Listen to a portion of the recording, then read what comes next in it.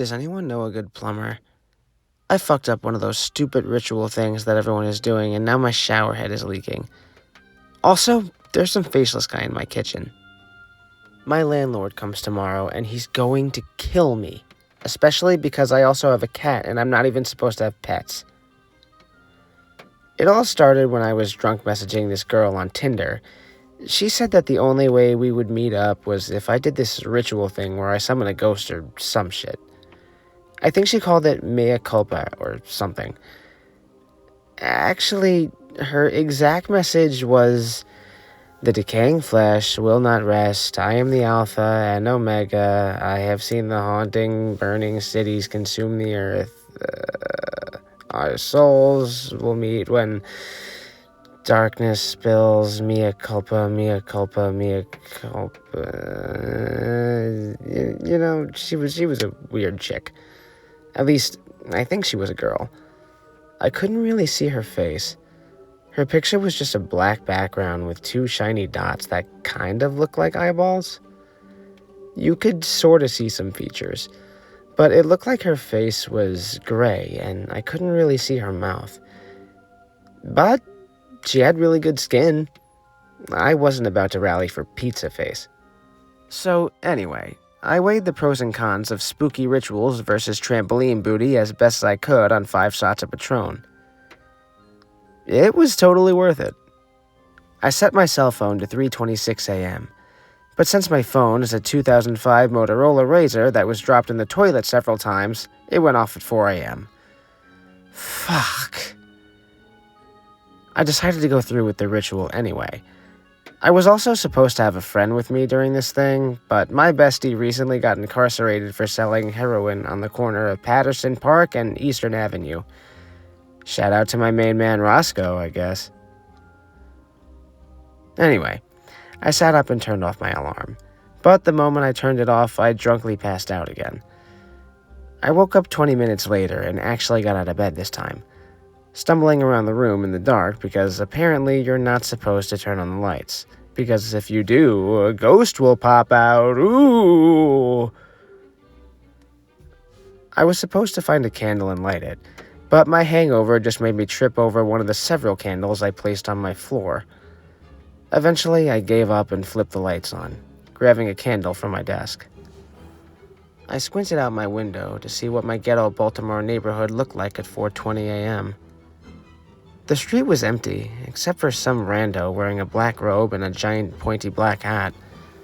He was staring up at me through the window. I couldn't really see his face. Ugh, you know, Baltimore's really gone to the fucking dogs. First gang wars, now an updated KKK, for God's sake. I lit the candle and looked at my phone. I was supposed to knock on my bedroom door 66 times, the 66th knock timed on the 406, but since I had already fucked up everything else, I just did a shave and a haircut knock and then walked into my hallway. My bedroom door is opposite the stairs, and looking down that dark stairwell was pretty spooky. I thought I saw something move on the lower steps. For the next step, I was supposed to close my eyes and walk forward while chanting mea culpa, mea culpa, mea culpa, which is Italian for my culpa, which is probably just some kind of shitty Italian car. I tried to close my eyes and walk forward while talking about Italian cars, but my cat, Fish Sticks, ran under my feet, and I ended up tripping over him and falling down the flight of stairs. At some point, the stupid candle went out as I flailed down the stairs, but I was too concussed to care. I rolled up from the ground, groaning, and decided that I would just continue to go through the motions, which meant hiding in a closet and waiting for the ghost to play hide-and-seek with me. I chose the kitchen pantry because I had some open potato chips in there, so I made my way back. As I stumbled, I heard several soft whispers behind me. I spun around, hoping that I was right about Fish Sticks being able to talk, but there was no one there, except for the figure standing in the corner. I stopped, blinked, and it was gone. I really needed to lay off the Patron.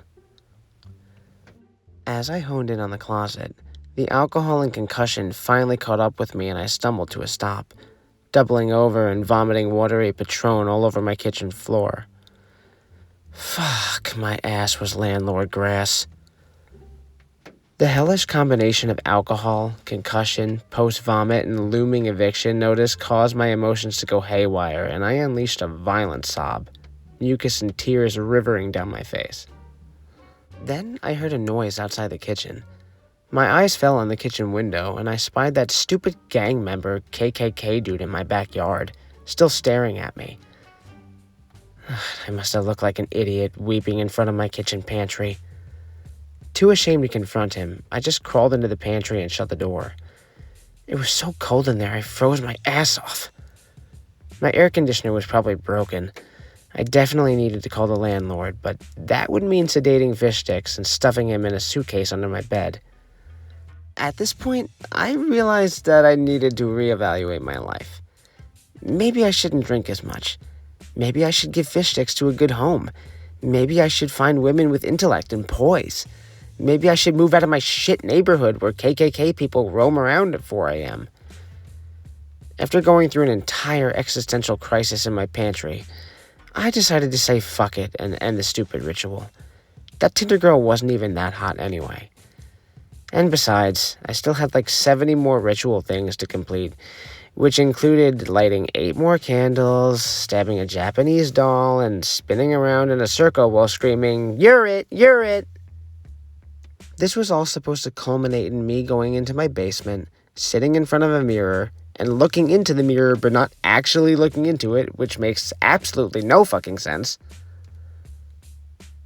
As I got up to open the pantry door, I heard a low moan coming from the other side. I froze. I pray to God it wasn't my landlord. I cracked open the door to see that gang member KKK guy standing in my kitchen staring at me. I finally got a good look at him. He definitely didn't have a face. I guess getting your face taken away is part of some gang ritual now.